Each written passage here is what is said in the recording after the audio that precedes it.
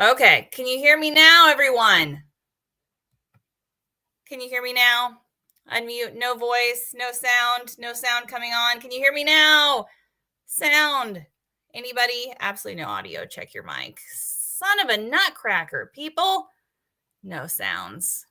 It's actually most people would prefer me this way, to have me with no sound.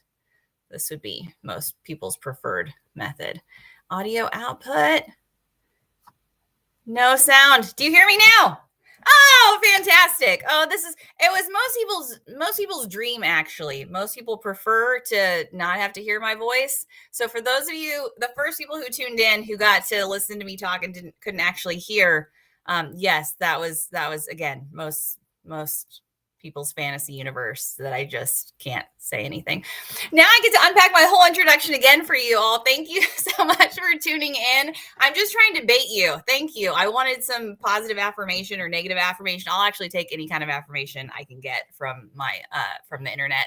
Son of a nutcracker. I know, I hate it when the audio doesn't work. I'm like your mom trying to use her iPhone. I can't get it to work. This is Lindy Kaiser with clearancejobs.com. Thank you for joining us for this LinkedIn live update. I can't imagine why we would want to talk about security clearances over at Clearance Job. I'm starting over, Jorge. Don't worry, you're not going to miss the second. Starting over. So thank you for joining us to talk about security clearance hot topics. Why are security clearances in the news, people? Why ever the reason, I cannot imagine why. But obviously we had the news reports last week coming out with the FBI search of Donald Trump's Mar-a-Lago residence, finding, supposedly, according to the documentation, some top secret and confidential labeled security clearance information. In the description for this chat, you can find a ton of information about declassification, about what top secret information is. We've obviously seen our search traffic around that go up significantly over the past week, obviously, as that news came out. So we wanted to do a little live update, kind of unpack some of the articles that we've done, and also take your questions. So if you have questions about the clearance process, about the top secret information in the news, about Donald Trump, I mean, I'm here for all of it. You've asked me questions about OnlyFans, and I've responded. You've asked me questions about furries and bronies, and I've responded. So let the record show there is no security clearance stone that will remain unturned when it comes to me. If you have questions about the security clearance process, I have answers, Daniel. But unpacking that a little bit, we talked to some about declassification over the weekend, because I think that's kind of what the crux of this is. And whether we will ever totally know what's going on certainly remains to be seen. But the whole matter is, did Donald Trump have classified documents in his possession? And if so, how would we know that those were declassified? The best take on this, obviously, is from a news article we actually published yesterday at Clearance Jobs by David Brown, a contributor to Clearance Jobs, writing about the screwball way that we protect secrets. Definitely mentioned how the authorities for classification derive from the office of the president. That's a topic that I have unpacked more times than I care to count over at Clearance Jobs. We have written a ton of articles about the authorities around classification and how they derive from the executive branch. This is not Donald Trump's first rodeo around controversy related to the security clearance process. There were controversies around, hey, is he giving security clearances to Ivanka and Jared Kushner? Were there issues around them receiving classified information? A lot of questions about how he handled information when he was in office and what he was authorized to do.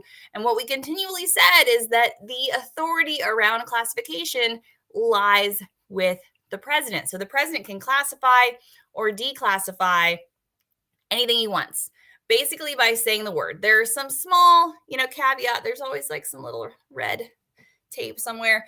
Small caveats around what he can and can't access. Again, another article by David Brown kind of talked about the Census Bureau documents that he doesn't have access to, certain categories of nuclear secrets that he cannot necessarily just declassify with, by saying so. Do I think that he was like keeping nuclear codes that were expired in his Mar-a-Lago residence? I don't think so. But I mean, again, we'll just see what happens coming out of the news. But in general, I think right now what we have is the issue of, Donald Trump has already come out, had statements saying he had declassified everything. There was nothing that was classified there. He had declassified everything that was at his Mar-a-Lago residence. How the government will prove that those documents weren't declassified is very difficult. I mean, just do not necessarily see how it will happen. But it'll depend on what information was there. There's obviously chatter about the Presidential Records Act, and if the storage of documents itself could be an issue. There's some US code violations that might be at play related to the handling of sensitive information, a lot of just wonky, nuanced policy around this. And so we're seeing some churn around all of those articles and content. Again, what we wrote about declassification, it's worth noting that there is an office within the government that's dedicated to declassification. I know you guys are like, tell me more. Can't wait to hear about it. So the ISOO, there is an office that handles these sensitive, issues of declassification. They had an annual report that came out just this past June. I bet you all read it. I've read it several times by now. But it outlines how this declassification process works. It's worth noting that the primary way information gets declassified. Anybody? Raise your hands in the peanut gallery. Information generally gets declassified through automatic declassification review. Ryan is asking, is this a vlog or advice on getting a clearance? I'm talking about security clearances and security clearance hot topics, Ryan. But if you have a question, drop it in the chat and we will certainly respond. But most information gets declassified through automatic declassification review at 25 to 50 years out. So again, if you were waiting for the secrets to hit, you may have to wait 25 to 50 years. So set your watches if you're dying to know what happened in the Trump administration. By the time you're a grandparent, you might be able to know. So it's over time. Foia requests are another way that information is kind of released, not necessarily declassified. Again, what you will usually get in a Foia request are lines and lines of blacked out stuff, because the government errs on the side of protecting itself and protecting its own information. Are you tired of Senator Trump? I know, aren't we all? I'm talking about classification policy though, Ryan. Or you can ask me for job information. I'm here for you, Ryan. Whatever you need, just let me know. So the declassification process, again, happens largely through time, largely through a Foia request, and information that gets classified, it is a long slog to get it declassified. The issue of overclassification has been a hot topic forever. So forever, we've always been talking about declassification and overclassification and why the government classifies so much information. I actually think, spoiler, it could be getting worse with the issue of controlled unclassified information. That's a whole new category around this that we have now. So we have actually more data sets around information that the government deems sensitive. Evelyn, it was nice to meet you at the NCMS seminar as well. I'm talking about declassification. The NCMS people are in it. Are in it. This is our love language, people. So candidates, I'm sorry, we're talking about wonky security clearance topics today. I will do a video update anytime you ask me with job updates. But today I'm talking a little bit about the wonky declassification and government secrets process. So we're gonna talk about that. If you want to talk about cleared jobs or how to get a clearance, we have a lot of that information over at clearancejobs.com. So definitely tune in. So again, the declassification, overclassification has always been a hot topic. The issue is just that so much information is being produced now, right? We have this overproduction of data and information, and then we're basically just slapping categories of classification on just things that get churned out, regardless of whether they need to be. We have this issue where we tend to classify at the highest possible level that something might need to be classified. We don't parse out and try to separate it out. Now, I do think there is a strategic opportunity now because of COVID, this hybrid remote work. They were splicing out a lot of positions around the security clearance process and saying like, hey, we don't necessarily need all of these people to have all of these layers of access.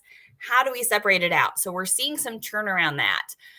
Okay, now I'm going to pivot. I'll get a little bit more on the side of what the candidates can care about. Do too many people have a security clearance today? That is another topic. There was a CNN article that was published yesterday saying the number of people with a top secret security clearance will shock you.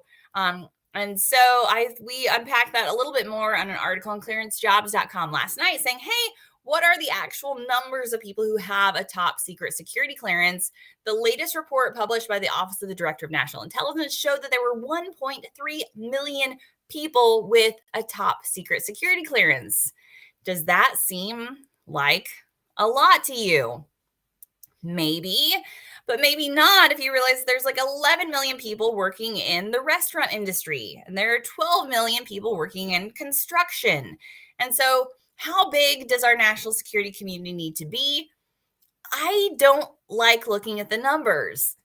That's because I do content and I hate numbers, people. But I do think the numbers, if we're criticizing the numbers, we're criticizing the wrong thing. We have this, again, this interplay now where some people are upset, that maybe Donald Trump was violating classification rules or had information incorrectly. And then we have the same camp saying, like, hey, there's too many people with a top secret security clearance, or there's a shocking number of people in the national security community. Anybody who is around the hiring space of this, so recruiters, where are you at, will know that the reality is that we do not currently have enough people in these positions. Like there is an issue with candidate attraction and retention in the national security community where we have more open positions, especially when we're talking hot topics around cyber ethical hacking. Had some comments and questions in there about that. Yes, we have ethical hacking and cyber positions over at Clearance Jobs if you're interested in those. We always need more candidates to fill those positions. So anytime you're talking about the numbers around the security clearance, I think you're asking the wrong questions. This is like my friend Charlie Phelan used to always comment on that when we had the issues of the security clearance backlog. They were having issues over at, when still under OPM, following Edward Snowden, Aaron Alexis, there was a lot of pushback saying, hey, how do these people get cleared? And should these people have clearances? And there's too many people with security clearances. There was a huge desk audit process where they were downgrading clearance levels of eligibility. Honestly, a lot of that process got us to where we are today, where we're having a ton of issues with candidate attraction and retention. Again, those started then. And Charlie was always fantastic at saying, like, hey, do you want the people working on your most sensitive information? You want the guy building the warship to have the security clearance or not have the security clearance? Like, we're asking the wrong question here if we're focused on numbers. I again would say the same thing. I would prefer to have the person doing the work cleared at the level that he needs to be to access the information. I don't think it's a numbers game of having too many people with a security clearance. I want people vetted and able to work in those positions. And I don't think we have a numbers game where we have too many people with a top secret security clearance. And I think that bears out across the hiring field where we have poaching as a primary way that people are getting clearances today. Somebody asked about a public trust. So public trust is actually not a security clearance. So you can read about that over at clearancejobs.com. Positions of public trust fall into a different category. Now, it's going to be really interesting as OD&I, the Trust Workforce 2.0 movement goes in. We're going to have 3 levels, 3 tiers. There's going to be a little bit more synergy between the top secret, public trust kind of ecosystems there. I think it'll be able to more easily transition or transfer from a position of public trust, which is not a security clearance, into a secret clearance if you're in that high sensitivity public trust position, because the investigations are going to look largely the same. Now, has that happened yet? No, we're not in that model yet. But I always say a public trust, not actually a security clearance. It is like a suitability determination basically by the government. It's not currently, tracked in quite the same bucket or same way. And we have that issue that actually came up in a conversation I was just having with somebody. I have the most riveting conversations, you wouldn't believe it, around suitability and security clearances. But companies issue these suitability determinations, and they're not necessarily created in the same ecosystem as security clearances today. I think what we could see with Trust Workforce 2.0 is this push to say, hey, if you have some kind of a position designation, NCMS peeps, where you at? I'm talking security clearance love languages here. If you have a suitability determination that can transition into your security clearance population, are we going to keep track of all of these people in some big bucket? Data, people, where are you at? How are we tracking our cleared workforce, saying if you have a public trust, we want to know about you. We want to use our applicant tracking and our All of those great software tools out there that track the cleared population, should we use those to be tracking our candidates? So I think there's going to be a lot of questions around that as we move to the 3-tier model. But for now, public trust is still different. So I had a question come in about polygraphs, and so I love to talk about polygraphs. So the counterintelligence and the full scope polygraph. You can read articles about that over at clearancejobs.com. Yes, Katie chimed in already with an article about the polygraph process. It is a hot topic. We haven't talked about it in a while at Clearance Jobs, so maybe we should do a separate update about the polygraph process soon, because it is frequently generates a lot of questions, folks wondering about what to expect during a security clearance polygraph. The basic gist is the counterintelligence one. You're just going to get those kind of spy espionage.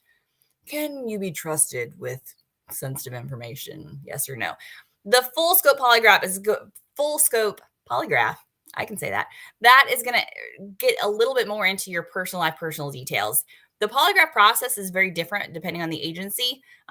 We have articles about how to prepare for the polygraph, good ones, not like crazy town ones, but like good proactive information about, yes, there are steps you can take to be prepared for the polygraph that's not going to get you in trouble with your polygraph examiner. Just things like following your routine, doing things that you normally do, taking prescribed medications as you normally would, following those basic procedures and processes are going to be good as you step into a polygraph process.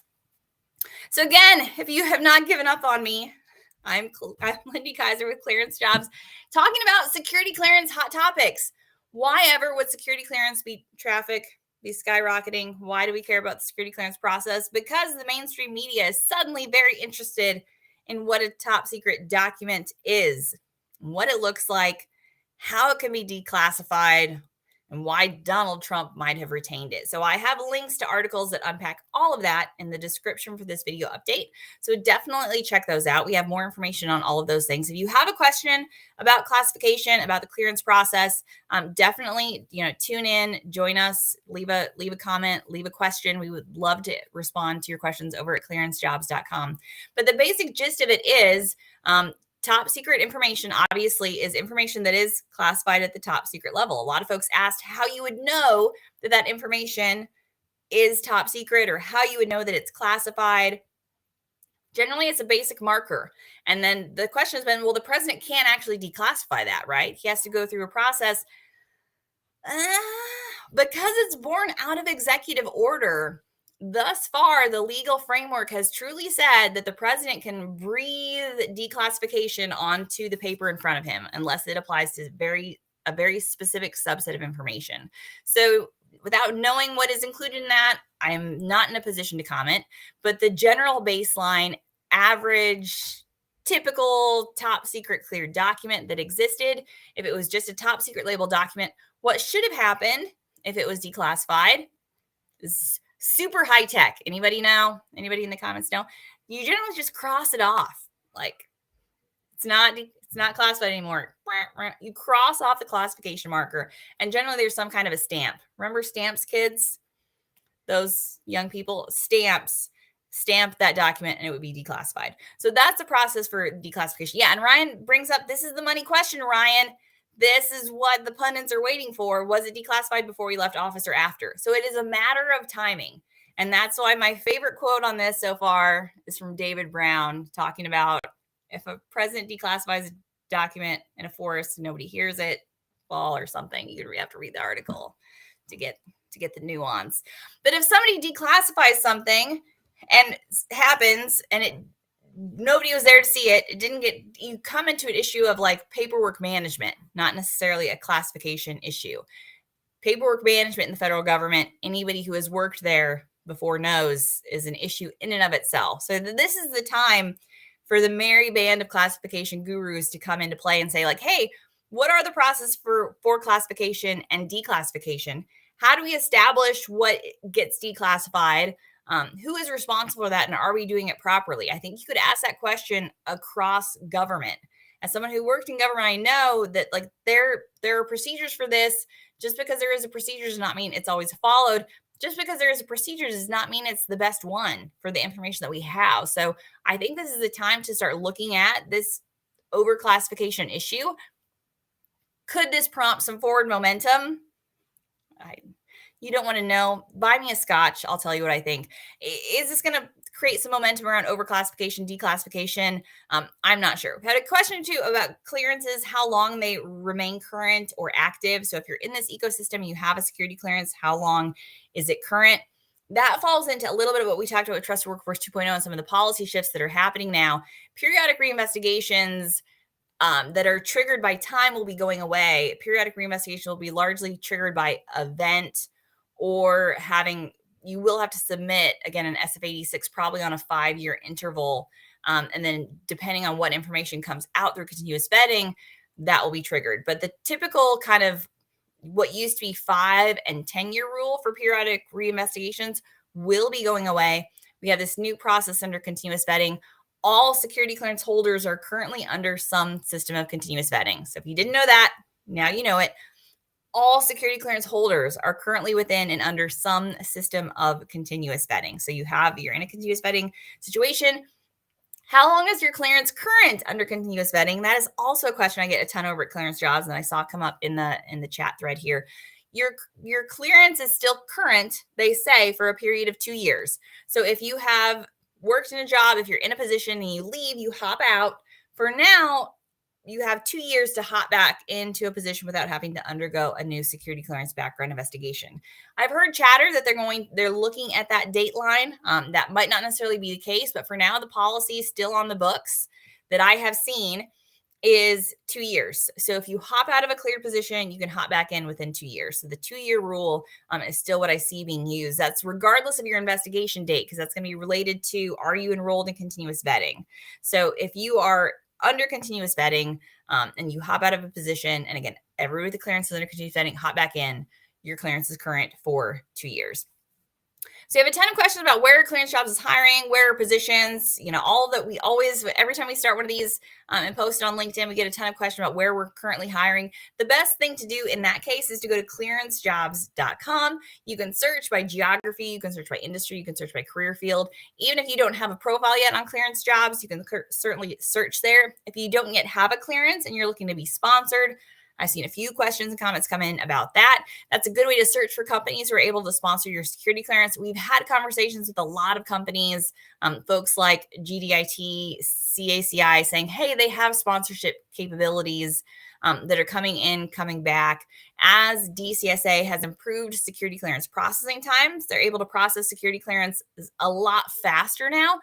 Because of that, there are more companies that have the capacity to sponsor. But I'm going to try to make it full circle, because if you've gotten schizophrenia in the course of this conversation, I apologize, because I've pretty much been all over the map. But bringing it full circle to the number of people with a security clearance, which is, again, an article we published on Clearance Jobs last night, ties into my money question. Are there too many people with a security clearance? No one in the chat has argued with me yet, so I must be right. But I say no, there are not too many people with a security clearance. We need more people with security clearances into this ecosystem. We have a candidate to openings disparity right now. We have more openings over at Clearance Jobs than we have candidates able to fill them. So what my pushback is always, if you think there are too many people at the top security clearance, follow the numbers between job openings and what the market says. And that's really what we should care about. Do we have enough people staffing these industries? That's the question. Again, and if we have 10 times more people working at, fast food and working in the restaurant industry, which I salute. I enjoy, a good Taco Bell as much as anybody else, but we're comparing apples and oranges here. Like, the numbers are less relevant in terms of sheer numbers. What matters is, do we have enough people to fill the positions? And in these openings, what we can say for the Clearance Jobs marketplace is we have more openings than candidates now. So, and do you want people under vetted, or do you want people over vetted? I would like them just perfectly vetted. I prefer my candidates perfectly vetted. But that's why we have a vetting process. And so we have folks who are willing to go through that process, who want to work in national security and obtain a security clearance and be read into these programs and be involved. Then those are the people that know how to classify information. And then we have the right people knowing how to declassify information. And we have people that are able to fill the positions and do it well. Now, we have to solve, we good. We don't have to. Government doesn't have to do anything it doesn't want to do. It would be nice to solve some of the overclassification piece. So the primary way information was declassified wasn't just an automatic 25 or 50-year declassification review. How can we declassify information more quickly, more rapidly? How can we move to an open government where we're not keeping information sensitive that isn't truly sensitive, but we are keeping information sensitive that needs to be protected, and that we are creating the right designations around it so that people can work remotely, work in hybrid situations, access the information they need safely and adequately. And again, I think with the hybrid remote workforce issue too, I would push back against kind of the classification aspect too. I want those people vetted, especially if they're not in the office, because they're going to have potentially, more opportunities to to be dealing with sensitive but not necessarily classified information, but we still need some kind of a vetting process there. And that even ties into kind of some of the questions that we've gotten about public trust and position designations. I think we'll see some kind of streamlining around that, and saying, like, hey, if we have this vetted workforce, we have these continuous vetting tools that can really kind of check through a lot of key triggers. And as we can apply that across the federal government workforce, and as they look to apply it across the federal government workforce, we're going to have more people enrolled or engaged in some kind of a vetting model. So if you're pushing back on the number of people with top secret security clearances today, just wait until as we roll out continuous vetting across the federal government workforce, saying, like, hey, why are we vetting all these people? Well, we're vetting them because they need to be trusted, right? We need to establish a baseline trust. And what does that trust look like? And how are we doing that? And how are we engaging and attracting people into these careers? So I appreciate your joining me for my stream of consciousness. Thank you for all of the comments. I hope it was somewhat relevant or useful. If you would like a cogent, like very well developed kind of commentary on what's going on, check out the articles that I linked to here, and you can get all of that. For now, I just appreciate the chance to engage with you, talk about top secret security clearances, the number of people with security clearances, and all of those things that are in the news. Oh, I also linked to our first half security clearance news update, our white paper on the security clearance process. It has a breakdown of the number of people with security clearances and some other topics. I think it's relevant. The last time I did a live video update, it was talking about our second half update. So you can tune in and watch that video to check that out. But what I linked to now is actually the first half update. That's something that we update twice a year. So it really gives you a state of the security clearance process and personnel security and the vetting mission. And so I think it's going to be in the news for a while. I don't think we'll get any kind of clear answers because I never anticipate clear answers to come out, but we will see. But for now, it's just a good reminder for folks. Again, it's putting these topics in the news. I don't think that's bad. How many people have a security clearance? I don't think it's too many. What are we doing with overclassification? How is information declassified? How are we actually dealing with the secrets that we have? So I appreciate all of you for joining us and tuning in and watching me talk about security clearances. My love language. Appreciate you joining me for more on all of that and continuing ongoing, never-ending updates about all these security clearance hot topics. Your number one source for information about the security clearance process should be clearancejobs.com.